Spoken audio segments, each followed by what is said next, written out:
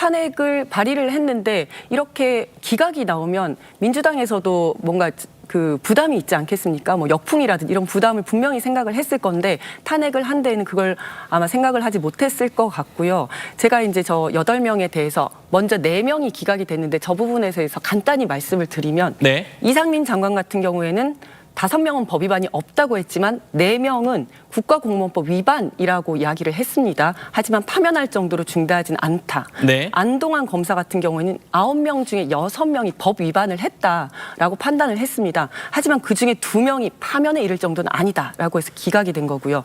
이정섭 검사 같은 경우에는 기각이 됐지만 결국 얼마 전에 검찰에서 같은 내용으로 기소를 했습니다. 법 위반이었던 거죠.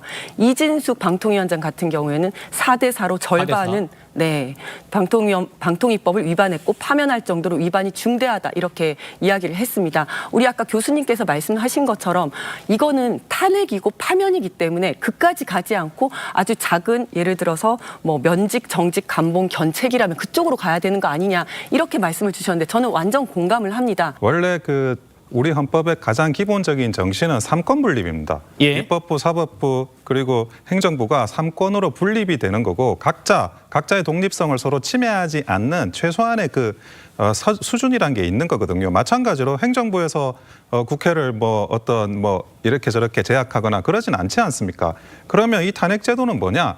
이 삼권 분립이라는 제도의 예외로서 아주 예외적으로만 운영이 돼야 되는 겁니다. 그럼 지금 국회가 행정부의 각 검사라든지 아니면 국무위원이라든지 이런 분들을 직무정지를 시키고 있지 않습니까? 그 직무정지를 시킬 수 있는 강한 권한을 준 것만큼 그 강한 권한만큼 책임도 분명히 있어야 되고 그 책임이라는 거는 결국 이제 삼권 분립이라는 그 제도를 존중하는 데서 시작이 되는 겁니다. 근데 결론적으로 전부 기각이 되고 있죠. 그러면 그 사이에 국민들이 입은 피해, 국무위원들이 직무를 못하거나 검사가 직무를 못하거나 입은 피해는 전부 사실은 이 국회의 무책임하고 이런 과도한 탄핵 때문에 발생한 현상이라고 볼 수밖에 없다는 거죠. 거기에서 아니 일부는 뭐 법 위반이 있다.